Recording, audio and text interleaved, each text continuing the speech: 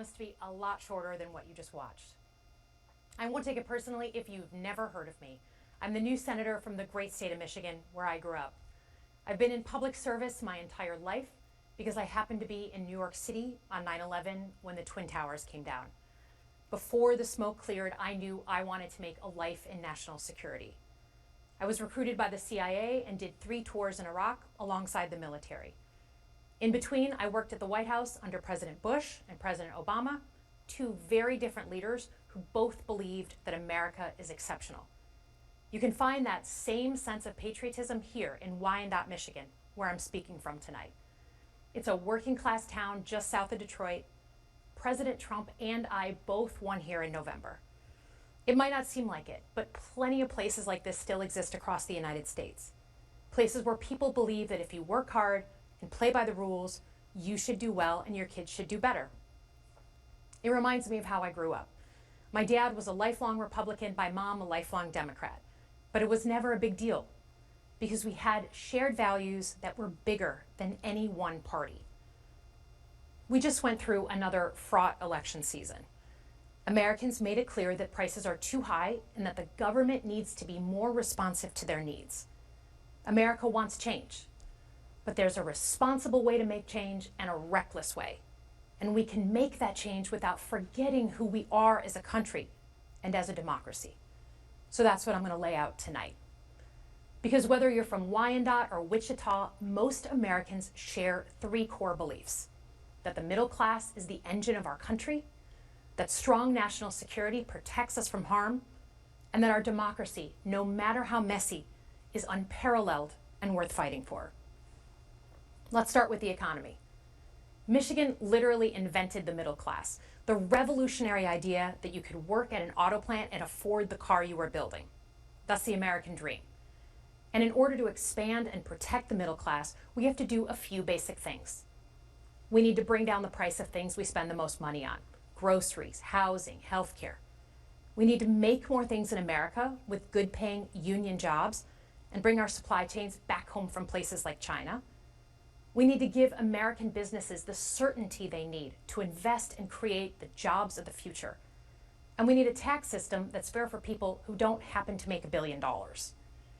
Look, the president talked a big game on the economy, but it's always important to read the fine print. So, do his plans actually help Americans get ahead? Not even close. President Trump is trying to deliver an unprecedented giveaway to his billionaire friends. He's on the hunt to find trillions of dollars to pass along to the wealthiest in America. And to do that, he's going to make you pay in every part of your life. Grocery and home prices are going up, not down, and he hasn't laid out a credible plan to deal with either of those. His tariffs on allies like Canada will raise prices on energy, lumber, and cars, and start a trade war that will hurt manufacturing and farmers. Your premiums and prescriptions will cost more because the math on his proposals doesn't work without going after your health care. Meanwhile, for those keeping score, the national debt is going up, not down. And if he's not careful, he could walk us right into a recession. And one more thing. In order to pay for his plan, he could very well come after your retirement, the Social Security, Medicare, and VA benefits you worked your whole life to earn. The president claims he won't, but Elon Musk just called Social Security the biggest Ponzi scheme of all time. While we're on the subject of Elon Musk, is there anyone in America who is comfortable with him and his gang of 20-year-olds using their own computer servers to poke through your tax returns, your health information, and your bank accounts? No oversight, no protections against cyber attack, no guardrails on what they do with your private data. We need a more efficient government. You want to cut waste? I'll help you do it. But change doesn't need to be chaotic or make us less safe. The mindless firing of people who work to protect our nuclear weapons, keep our planes from crashing, and conduct the research that finds the cure for cancer, only to rehire them 2 days later? No CEO in America could do that without being summarily fired. Okay, so we've talked about economic security. How about national security? Let's start with the border. As someone who spent my whole career protecting our homeland, every country deserves to know who and what is coming across its border. Period. Democrats and Republicans should all be for that. But securing the border without actually fixing our broken immigration system is dealing with the symptom and not the disease. America is a nation of immigrants. We need a functional system keyed to the needs of our economy that allows vetted people to come and work here legally. So I look forward to the president's plan on that. Because here's the thing, today's world is deeply interconnected. Migration, cyber threats, AI, environmental destruction, terrorism. One nation cannot face these issues alone. We need friends in all corners, and our safety depends on it. President Trump loves to say peace through strength. That's actually a line he stole from Ronald Reagan. But let me tell you, after the spectacle that just took place in the Oval Office last week, Reagan must be rolling in his grave. We all want an end to the war in Ukraine, but Reagan understood that true strength required America to combine our military and economic might with moral clarity. And that scene in the Oval Office wasn't just a bad episode of reality TV. It summed up Trump's whole approach to the world. He believes in cozying up to dictators like Vladimir Putin and kicking our friends like the Canadians in the teeth. He sees American leadership as merely a series of real estate transactions. As a Cold War kid, I'm thankful it was Reagan and not Trump in office in the 1980s. Trump would have lost us the Cold War.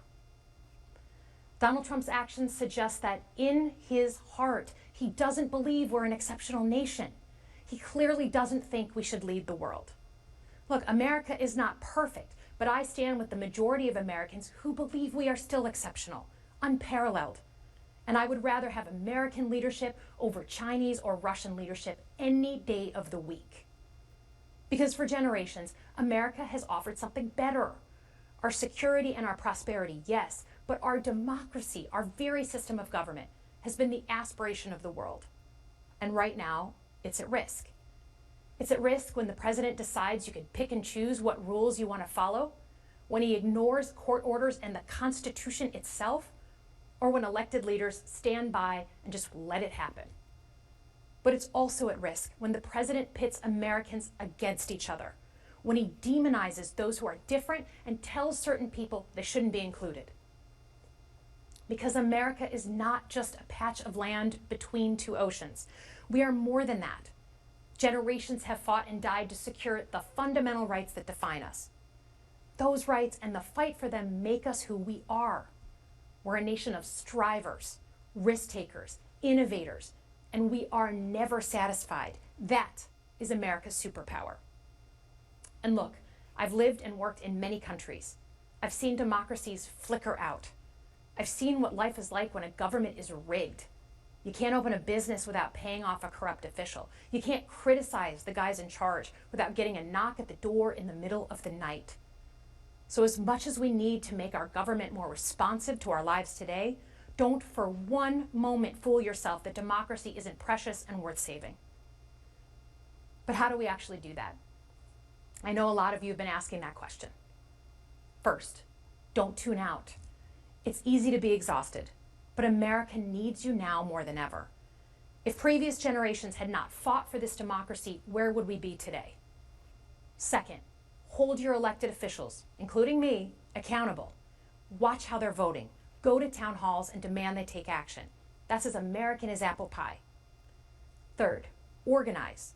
Pick just one issue you're passionate about and engage. And doom scrolling doesn't count. Join a group that cares about your issue and act. And if you can't find one, start one. Some of the most important movements in our history have come from the bottom up. In closing, we all know that our country is going through something right now. We're not sure what the next day is going to hold, let alone the next decade. But this isn't the first time we've experienced significant and tumultuous change as a country. I'm a student of history, and we've gone through periods of political instability before. And ultimately, we've chosen to keep changing this country for the better. But every single time, we've only gotten through those moments because of two things: engaged citizens and principled leaders. Engaged citizens who do a little bit more than they're used to doing to fight for the things that they care about, and principled leaders who are ready to receive the ball and do something about it.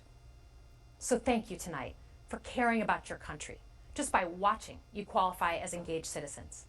And I promise that I and my fellow Democrats will do everything in our power to be the principled leaders that you deserve. Good night, everyone.